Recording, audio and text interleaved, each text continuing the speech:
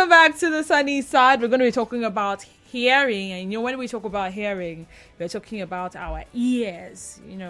These parts of the bodies and these organs are very instrumental in our everyday life. Sight, hearing, the ability to feel, the ability to hear, and all of those things. So hearing is indeed important. I'm going to be introducing my guest. Because I'm a lady, I'm going to be starting with the female guest in the studio, Dr. Ijeoma Adiekwue. She is the Senior Registrar, ENT Department, University of Port Harcourt. Good afternoon to you and welcome. Good afternoon, everyone. So pleased to be here. Okay, and then of course Dr. Edirin Oghenekaro, the consultant ENT surgeon, ENT department, UPTH. And by the way, ENT is ear, nose, and throat. They are connected. So if you have a problem in one, sometimes we check the other one to know where the problem is coming from. Exactly. All right, thank you so much for being here. So as I did say earlier, on the 3rd of this month was World Hearing Day, and we get the opportunity to talk about it today, which is on mind, body, and soul. So I think we should start with the theme first before we move on to the changing mindsets about hair care and, of course, hearing loss and all that is associated with the ear. So what was the theme for this year, by the way? Hey, good afternoon. The theme for this year is changing mindsets, and let's make ear and hearing care a reality for all. Okay, WHO came up with this theme that we are running with for this year, and the aim is to change our mindset. We have certain myths, what we think is the right thing to do. Basically, everyone is a doctor kind of in Nigeria. Once you complain, your neighbor will tell you, use this one. It used to work. Or this is the one we used to use in the village. Those kind of a thing. So it also applies to the ear. And some of these things are wrong practices that we need to address the issue by changing the mindsets of people so that they can practice the right things. Practicing the right things. Now, you can join the conversation right here in the studio. You can watch us live on our social media handles. On X, we are at Nigeria Info PH, and our Facebook page remains Nigeria Info 92.3 PH. You can also call. In due time, I open the phone line to start taking your calls. The call numbers 0817 923 0002 and 0817-923-0003. We also have the WhatsApp and Telegram number, which is 0809-030-6416. Again, WhatsApp and Telegram number 0809-030-6416. It's the sunny side, mind, body, and soul. And today we're talking about hearing in commemoration with the World Hearing Day 2024, talking about changing mindsets. So, what are the things we need to start changing as it concerns the ear? Okay, let's look at first of all the issue of earwax. Okay, a lot of people have this belief that it should be cleaned out, but what is the reality, or what is WHO advising? Actually, they are protective. They come out on their own. So you don't have to go fishing for them using cotton boards. That's the next thing WHO is trying to discourage. That the use of cotton boards are kind of dangerous to the ear, because the ear actually cleans itself. Really? As you chew, you open your mouth, close.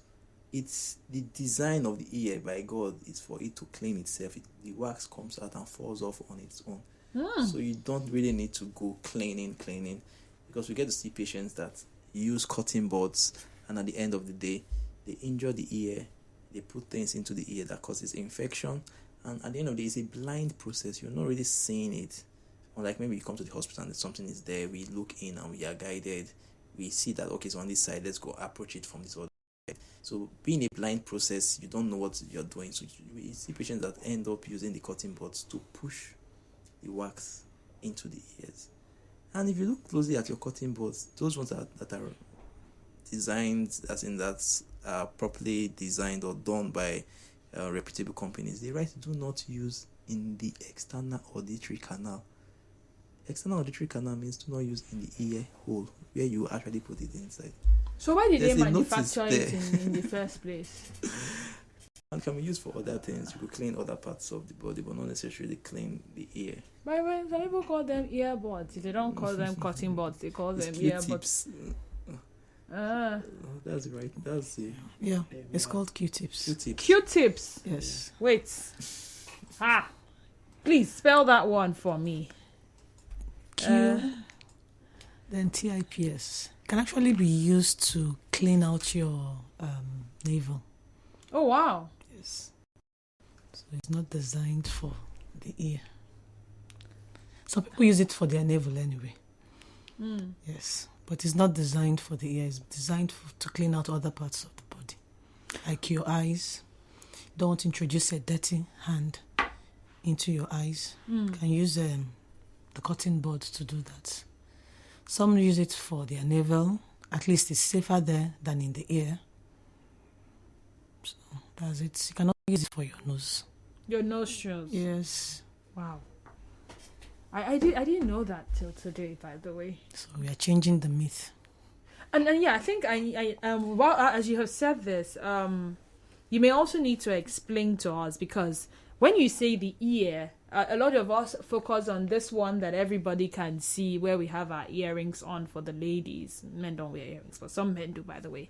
And then, of course, there is the inner ear and all of that. So maybe you should just... how do you explain it for the person listening to understand the different parts of the ears as well? Okay, basically, if you check the anatomy textbook, it's drawn 3. The ear has 3 parts. So what we see is the outer ear.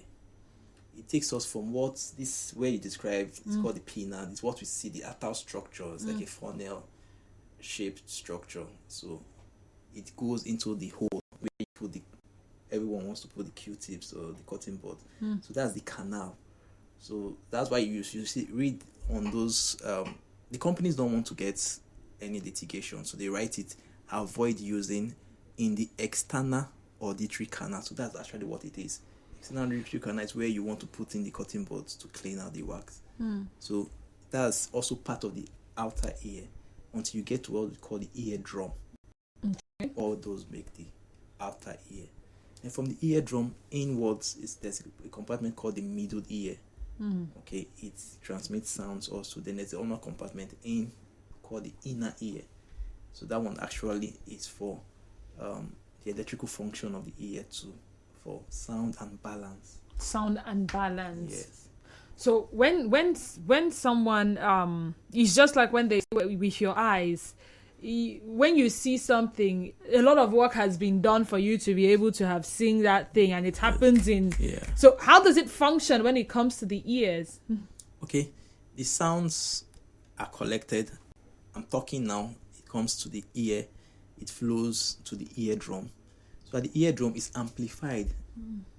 It's a little mechanism there, and God has done it in such a way that it's the middle ear is an amplifier. An amplifier, actually. So the sound gets there, but it's amplified when it passes through what we call the ossicles, some tiny bones, actually the smallest bones in the body. You find them in the ear. So the way they're designed, the sound is conducted through those till it gets to the boundary between the outer, the middle ear, and the inner ear. Then at that point, it's now the sound energy is converted to electrical energy that's happening in the inner ear. So there's some fluid moving that causes electrical generation. So that's what the brain can recognize, electrical energy. So the sound is converted to electrical energy in the inner ear, and it follows the nerves. That's like the wires that conducts the electrical energy to the brain for interpretation. And all this happens in how long? Like this? Yes. Wow. That's why I was able to hear everything you just said now. The ossicles, the succocles, and all of that. That's quite interesting. Okay, so back to cutting boards or Q-tips like you have mentioned. Now, why you say don't use in the external auditory canal, The other part of the ear, this other part, the pinna and all. Where you could see, you could use it there to clean around there. Yes, but don't poke that hole. Yeah, it's dangerous. Dangerous. All right. So what else as it concerns the care for the ear? Okay. WHO is letting us know that ear discharge, even though we see it as not a big problem, could actually be quite dangerous. That requires an urgent attention. Sorry. Before we come to ear discharge, while we're talking about earwax, I don't know if know what it even looks like, because sometimes you cheat children. An adult sees a child and say, go, let me see your ear. Say, dirty fool inside your ear. So how do we determine that it's dirt or it's earwax? Or is it dirt and earwax? Are they all the same thing? Okay. Well, usually the earwax has a distinctive color. It's brownish. In some people, it's dark brown. In others, it's light brown. And if you touch it, it's slightly oily, just slightly. But earwax may not necessarily be the only thing in an ear. The so-called dirty now may also be debris from infection. So you could have someone with whitish debris in the ear. You could have people with even blackish, quite black in the ear. Then people with pussy discharge in the ear. So the earwax has its own distinct color, and then, like I said, it's a bit oily. Okay, so when it's light brown, dark brown, or just brown, it's earwax. When it's anything other than that color, then okay. So go on, Dr. Oghenekaro. Okay. So yes, so some other things we are trying to change the mindset of people about is the issue of ear discharge. So that's why that's what took you back to. So when you have a discharge from the ear, it's not normal. What we talked about, the wax is normal, but when you have something like a discharge, then it could be pussy and then maybe whitish, as you talk about, or blackish in terms of sometimes the black is not necessarily the wax, but sometimes some form of infections could appear as a black mass in the ear or debris. We call it most times fungal infection appears in that way. Wow. So those discharge is something that will require an urgent attention. But the one that won't causes us a lot of concern is when it's more like a pussy or what we call purulent, like a pus discharge. That could be so dangerous that because those pus could also track and find their way to the brain. So it might not be as say just a regular ear discharge. WHO is kind of concerned about people having ear discharges and not paying close attention to. So we're trying to let people know that an ear discharge is not what you just go and squeeze one leaf or use. Some people use crude oil. They tell them different things to put that it will when you use kind or something, it will. And those things are quite because I also hear some people wash their ear. They pour water and they do like this, and then they pour water again, do like this, and then and then I also see some people do their ear like pump their heat. Yeah, it's not good practice. Commonly, this discharge is usually as a result of perforation of the eardrum. So that's the boundary between the outer ear and the middle of the eardrum. What we call the drum, it's called the pannier. So usually there's a hook there. It's effective. Things on water, whatever, when you bathe, those things are not supposed to go beyond that. But when there's a hole there, it has easy access to that middle ear. That's an amplifier, the amplifying system of the ear. So, and that place is prone to charging of the skin over the kind of what are there. So, and this pus can become dangerous because we are afraid it could track to the brain and all that. So that discharge that, and so now there's a hole in the eardrum. You are going to pour pour crude oil when nothing should actually be getting into that amplifier space. So it's quite dangerous when you put things that are not recommended or prescribed by the doctor. What about cases of ear pain? Okay, you were asking about earwax and how you know. Well, usually the earwax just fills up your ear canal, and the most it can do is probably you won't be able to hear well, and maybe you hear like a ringing sound in your ear. But these other things that can be found in the ear can actually, I can just go down to Chimezie's store just by the side. He will give me an ear drop. And it's not necessarily, it's not all the time that ear need drop. So for ear pain, you are actually advised, WHO is now advising, you seek professional help. See an ENT doctor. They look into your ear, not with touch, with an otoscope. They look into your ear, the whole ear is magnified, and then will now offer you the right treatment as per concerns what is actually causing that ear pain. Interesting. So, a lot of people that say anytime they have ear pain, it's ear drop. The ear drop can even complicate your problem. Really? Yes, it can. It can. Something like, let's say, the genticin ear drop. Yes, genticin is known to cause, it's a bit toxic to the nerves for hearing. So, if you're fond of, I'm having ear pain, you run to the chemist, they give you ear drop. You're actually putting yourself in danger. Maybe years to come, you may start having hearing problem. If you're just joining us in commemoration of World Hearing Day, which was on the 3rd of this month, we're having a conversation on the ear, hearing, and the misconceptions and myths about it. In the studio with me, I have Dr. Ijeoma Adiekwue. She is Senior Registrar, ENT Department, UPTH, and Dr. Edirin Oghenekaro, Consultant ENT Surgeon, ENT Department, University of Port Harcourt. So, moving forward, let's look at you've talked about the pulse and all of that. What other thing could possibly affect the hear? And we'll also look at risk factors for some of the things you are going to highlight as well. How we can better care for our ears, prevention, and of course what to do when it seems like, oh, this is bad. At what point should we see the doctor? So let's start with which one? Okay, you asked for other things that can also affect the ear. Yes. So, bearing on the theme for World Hearing Day, we're also talking about hearing care and the myths or the misconceptions about hearing.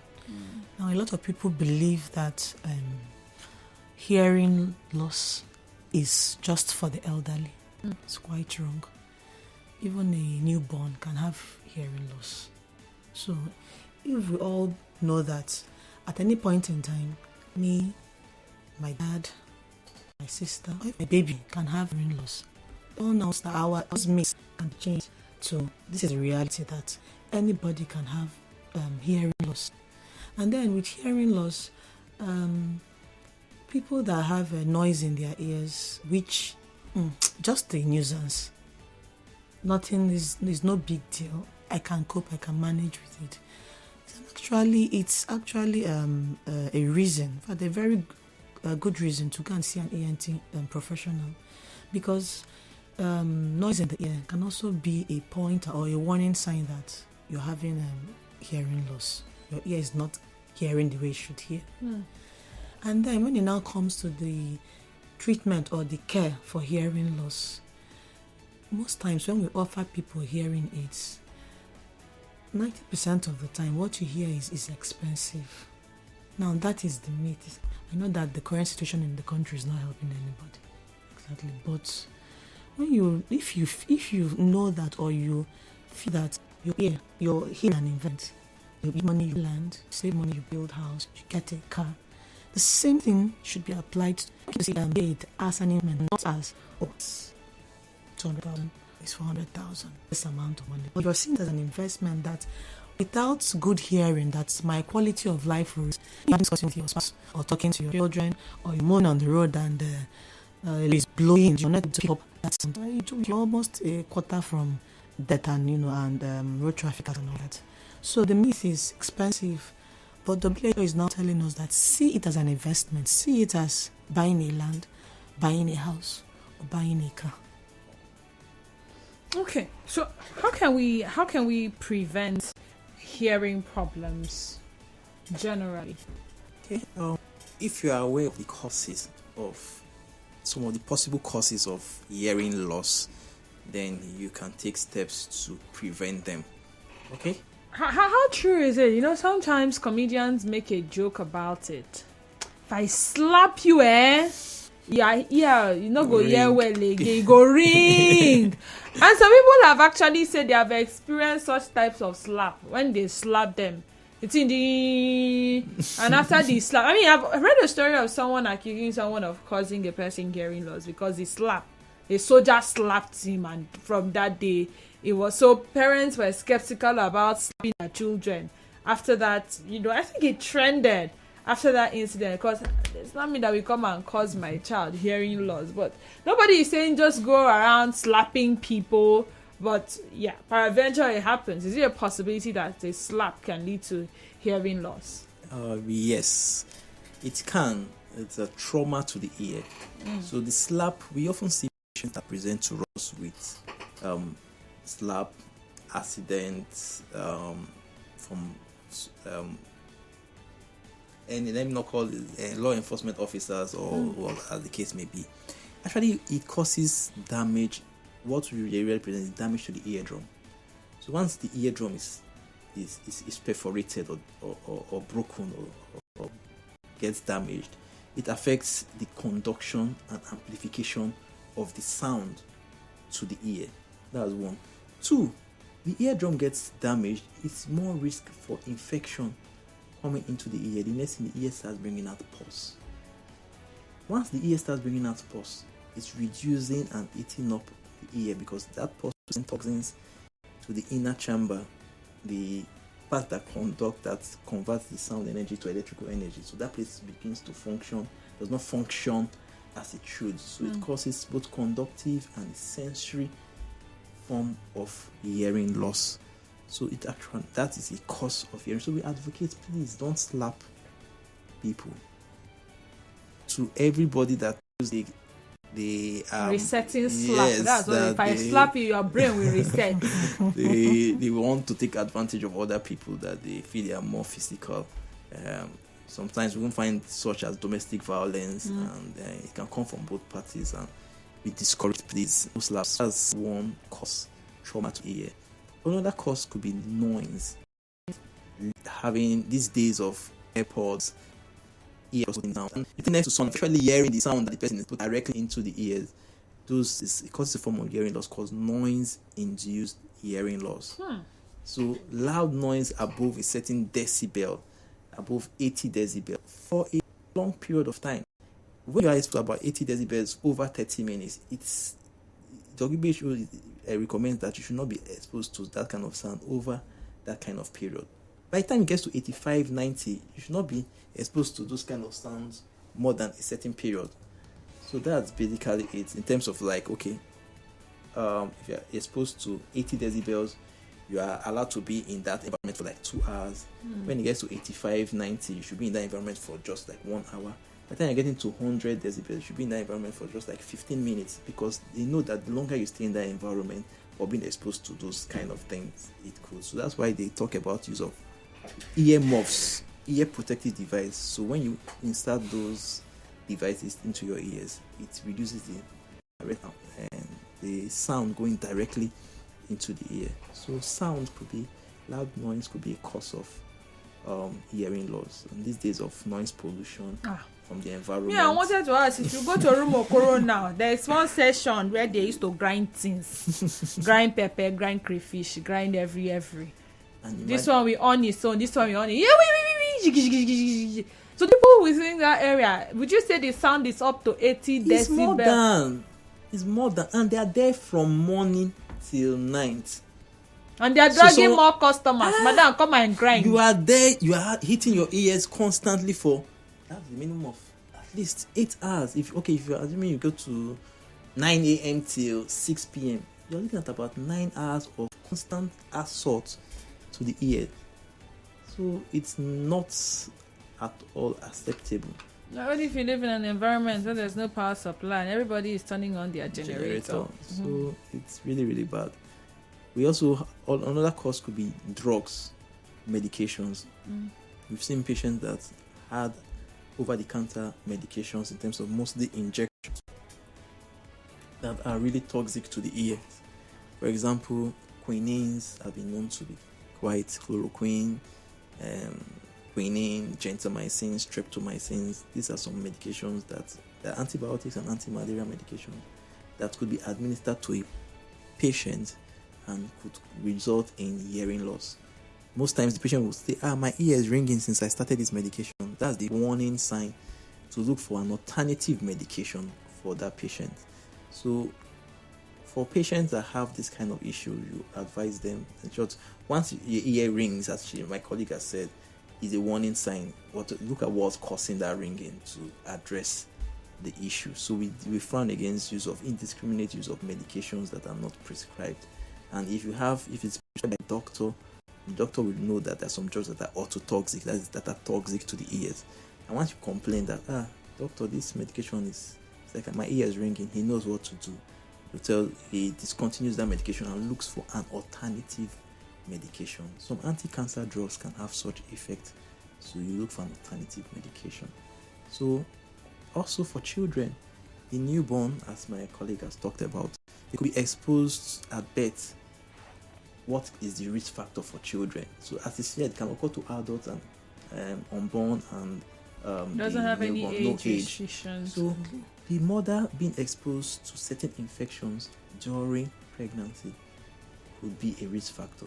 So that's why the mother has to go for antenatal care.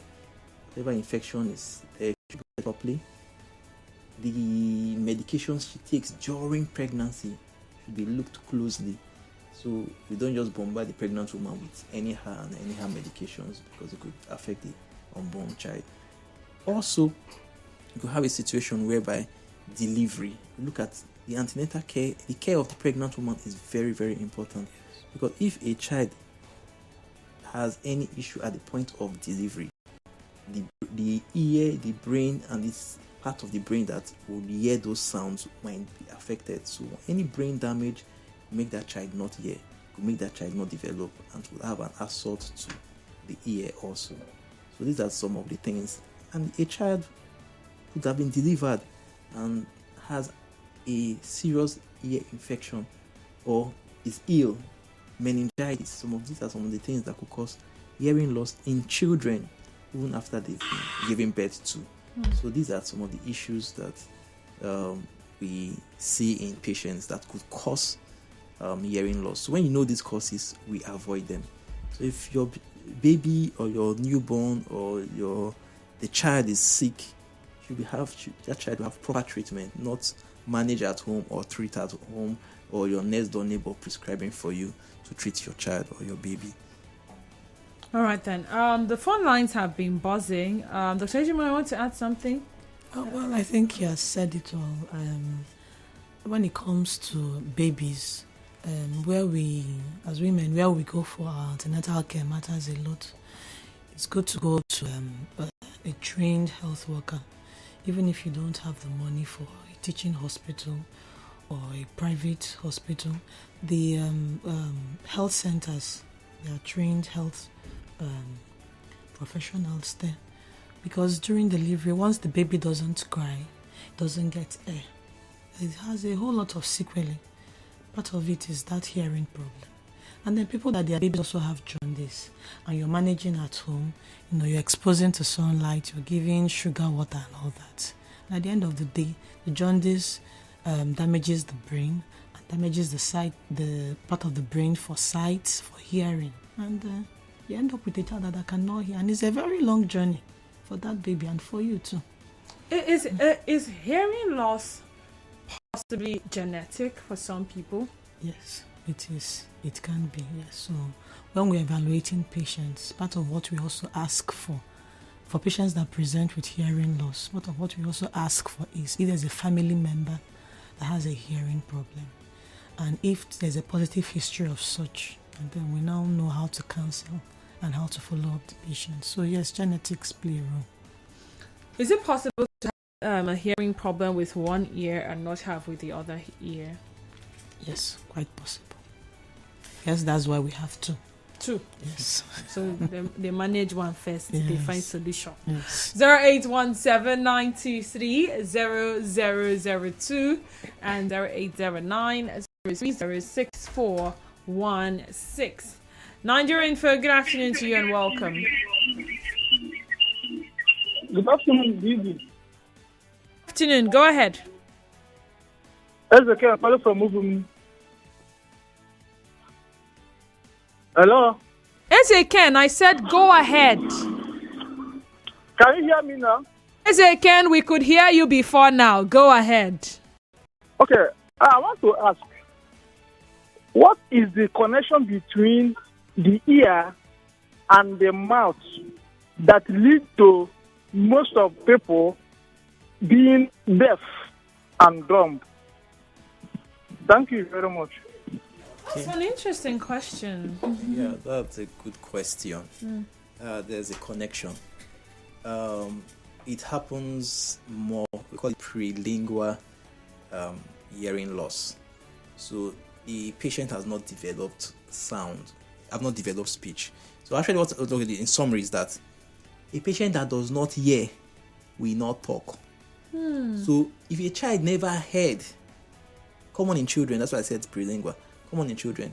If a child never heard, that child never knew how sounds were produced. So there was no intervention because if you don't intervene before the age of 7, that part of the brain that is supposed to receive the sounds, I told you electricity and send it to the brain, yes. So if you don't send the sounds to the brain, it will not move to the part for speaking. So it's not that the person cannot not actually speak, but the person never heard sounds to know how to mimic or translate. So a child that does not hear would likely not speak. So that's why it's like deaf and dumb. But if a child that develops speech, by the time this problem started, probably the child was already children 3, 2, 3, 4. Some girls, ladies, you guys talk a lot. So 1 year you can Dr. see Oghenekaro just said ladies talk. I'm going to amplify that. If they didn't hear you, but I will serve as the eardrum and amplify it. Women, they say that we talk a lot. Go ahead. But generally it's known that I don't know. females, Just go ahead. even the female child starts speaking earlier than the male child. Very true. Very true. Yeah, so if that child, before the assault comes in, the infection, whatever is caused the child not to hear anymore.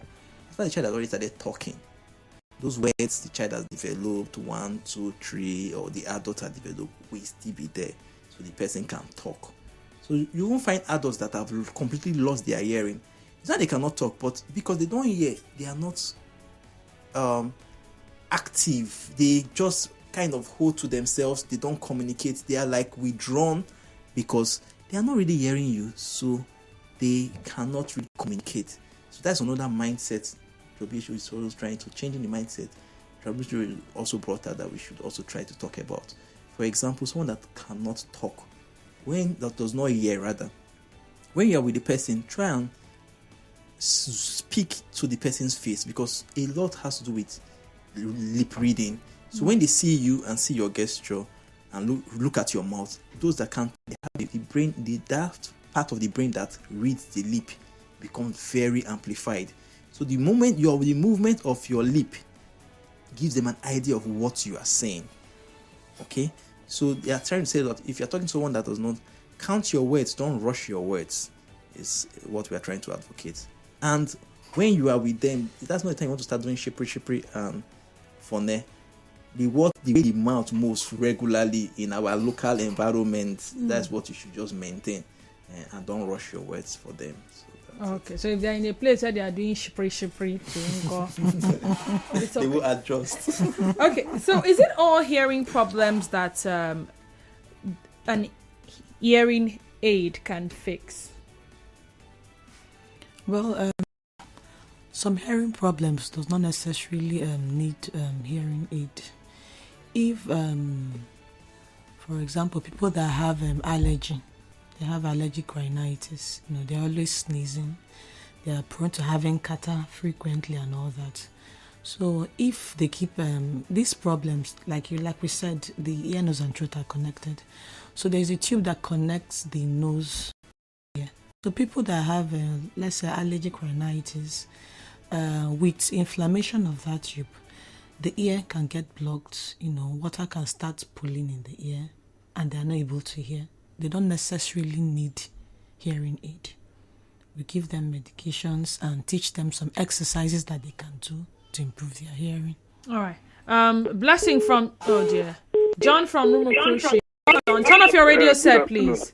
Good afternoon. Go ahead, John. Yeah. Okay.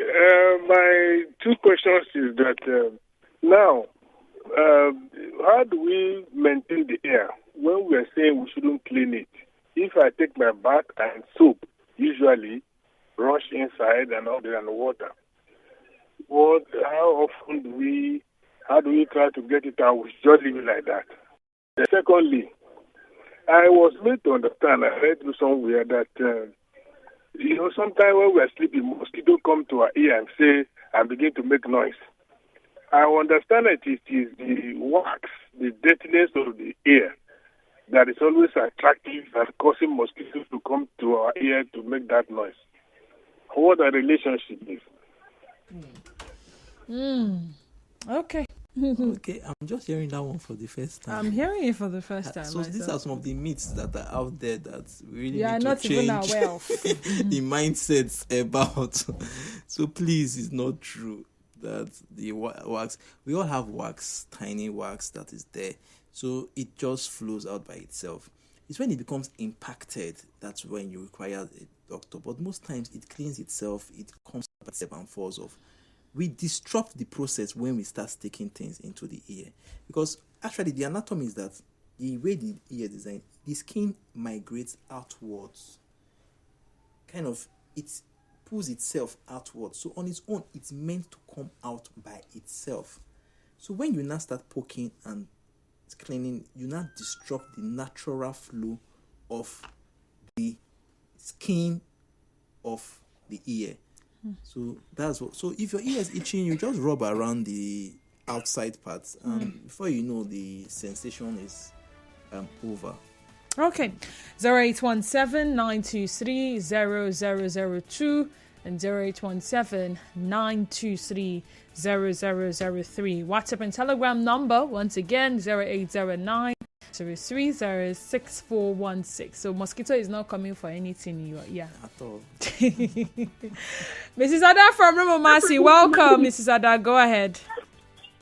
Please, I want to ask a question. Like, of late, I've been here having this infection that most times I have so much wax, and when I go to the ENT, they always clean my ear and tell me that and give me some drugs. He told me that my tonsils are inflamed, but it keeps on repeating, and mostly the earwax has an odor.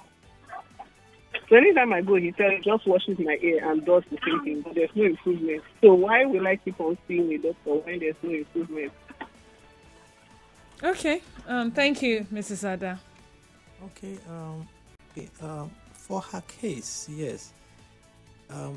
Wax in the ear, there are some people that are wax formers, and not everybody is a wax former in terms of the production of the wax is beyond the normal general population. So there are some people that might fall in those categories. So they might require more intervention. But sometimes foul smelling, it's possible that there's an infection there. So that's what she said. It's foul smelling. So most times I know in my practice I notice that if there's some background of infection, it could be predisposing for more wax or debris or collection to occur in that ear. So most likely for her to be complaining of it being foul smelling, and most likely there might be some background infection that most likely needs treatment. But her problem is she keeps going, they keep doing the same thing and there's no improvement. So why should she keep going back to the doctor? Well, I don't know who she went to, but come to teaching hospital, let's see. And you have the right of second opinion. It's general practice, best practice. You could always, even if I see a patient that is not satisfied with what I'm doing, ask the patient to seek a second opinion, a more objective opinion. So at the end of the day, you are happy that someone is saying the same thing or saying it differently. So in best practice is advice when a patient is not happy, you should seek a second opinion. It doesn't make any. If I have a patient that's not happy with my practice, I advise to seek a second opinion. Jennifer, hi Jennifer. What happened? Jennifer, please do well to call back. A message on WhatsApp says, is it okay to shower or wash the ear with water when bathing regularly or at any time? PSD sent that in. Well, you can wash your outer ear. That's your pinna. It's okay to wash, but don't go pouring water in here. To clean. Like Dr. Oghenekaro said, the ear is self-cleansed. It can handle itself. So if you want to wash this outer part, it's fine. But don't go putting water in here trying to wash. The more you make that place wet, the more prone it is to being infected. Yeah, there's this one, some people say, I don't know how true it is, the possibility that incense can actually get into the ear. Yes, it can. And when it happens, home care, generally, except you've damaged your eardrum, is because it's like an emergency. So what we just tell people, home care, just get any oil-based substance and drop it to the ear. It neutralizes that, because it can be very distressing and disturbing. Yeah, I mean, some people say they hear the whatever, the movement. So some drops these days, a lot of people have olive oil at home, like anointing oil for prayers and all that. So just pour some into the ear. It neutralizes the insect. Then you see the ENT and they get it out for you. Okay, Yes. okay. So don't go bringing it out yourself. No, it's not for the uninitiated, someone that's not been trained. So everyone in a cult. Jennifer, welcome back, Jennifer. Go ahead. Okay, I'm calling to know if it is possible for someone that has been deaf and dumb for a long time to be able to speak after some years. Yeah, because I have a vitiligo sister that have not been hearing, but of recent she started giving us some signs like she has started hearing little by little. So I want to know the possibility of her hearing very clearly, and if we can still go back for medical attention to know if something can be done. Then the number 2 is that I want to get information on implants and to know if implants is really, really safe for the brain as an hearing aid. That is all. All right, thank you so much, Jennifer. Okay, so that's a good question. Yes, that's why we use that mark of 7 years. For someone that you don't have an intervention before the age of 7, the part of the brain for speaking dries up. So it will be difficult for the person to actually speak if an intervention was not done on time. So that's why we're also trying to advocate for intervention. So form of hearing aids, then she should also talk about implants. It depends on the severity of hearing loss.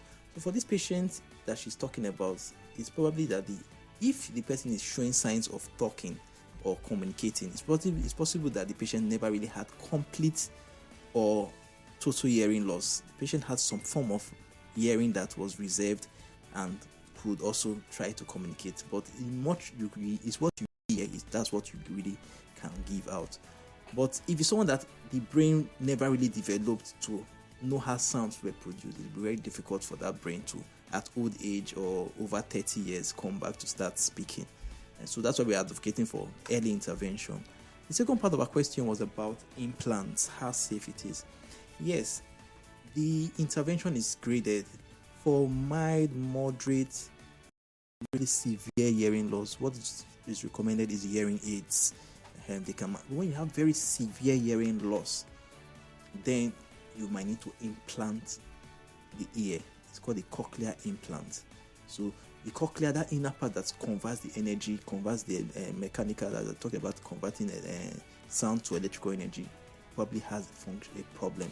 So you go there and do an implant. It's very, very safe and very, very effective. Okay, so we have barely 3 minutes to round off. I take the final question. Good afternoon. Is there a connection between the ear and the throat? How does fly enter your ear and come out from your mouth? Wow. That's fly. The ear, like I said, there's a tube. It's called the eustachian tube. It connects the ear to the nose. And of course, we know that the back of the nose, it just opens up into the mouth just from the back. So that's fly. Fly needs an award. Okay, so final words from you, Dr. Ijeoma, and final words from you, Dr. Oghenekaro, on how best we can take care of our ears. I mean, I was going to ask this: earpiece, AirPods, and all of those things. Okay, well, let me round up with what you just said. Earpiece. Most of our phones are smartphones. So when we plug in our earpiece, it reads off the level of the volume, the level of the volume. So we should pay attention to that. Once it exceeds, it's showing you red, or it exceeds that mark, please let's reduce down to within the normal level. Okay. So we've tried to highlight some of the mindsets that I've been trying to change mindsets so far. So far, we've tried to highlight some of the things that WHO is telling us that we should avoid, and the things that we should keep at, like the use of cotton buds. We should avoid it. Someone having a discharging ear, we should see the doctor. Avoid toxic medications, medication to the ear. Loud noise, we should avoid this. The pregnant woman should seek proper antenatal care. So that's it. I don't know if we can check this question. Good afternoon, Didi. Whenever I want to fall sick, I usually have pus coming out of my ear, but once I take medication, I start getting better. The pus begins to dry. Okay. I think in her situation, it's kind of an upper respiratory tract infection that she probably had, and I think a lot of us have more of upper respiratory tract infections rather than the so-called malaria that everybody is treating. Because when you have an upper respiratory tract infection, it can actually make you feel sick, and we have a lot of access to antibiotics and anti-malaria. So either you are going here or you are going here, and one of them must work. You are combining it. So the upper respiratory tract infection makes her feel sick, and once you have an upper respiratory tract infection, the ear is connected to the nose, the throat. So the next thing, the ear starts discharging. All right, thank you so much. Unfortunately, this is all we have time for today. Dr. Ijeoma, thank you so much for your time. Thank you. And of course, Dr. Oghenekaro, thank you so much. We look forward to more conversations like this. Maybe the next time we'll talk about the throat and then the nose. It's all right. And that is the end of Mind, Body and Soul today, and of course the sunny side right here in number one station for Talk 90.3 Nigeria Info FM. Follow us on X at Nigeria Info PH. Follow our Facebook page Nigeria Info 92.3 PH. Follow me on X and Instagram at _Denise_Dennis. Follow my Facebook page Denise Dennis and my Facebook account Denise Dennis Walu. Up next is Rivers Today, and thereafter Hard Facts with the man of the people, Kaladakoru Bataba. I'll be back tomorrow for the Friday's edition of The Sunny Side. Do enjoy the rest of your Thursday. Adios.